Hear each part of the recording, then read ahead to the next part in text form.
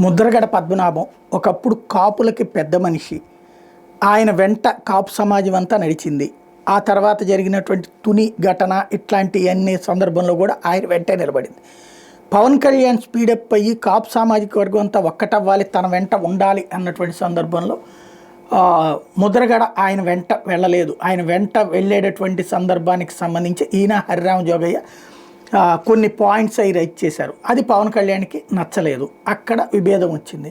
ఇక అప్పటి నుండి ముద్రగడని టార్గెట్ చేస్తూ వచ్చారు. అయితే ఇప్పుడు ముద్రగడని ఒక జోకర్లా, ఒక కమెడియన్లా చూపించేటటువంటి యాక్టివిటీ ఇంతవరకు నడుస్తూ వస్తుంది. అదే సందర్భంలో ముద్రగడ తన ధోరణి కారణంగా మొన్న ఈ మధ్యన చివరికి పేరు చివరిన రెడ్డి తగిలించుకున్నారు.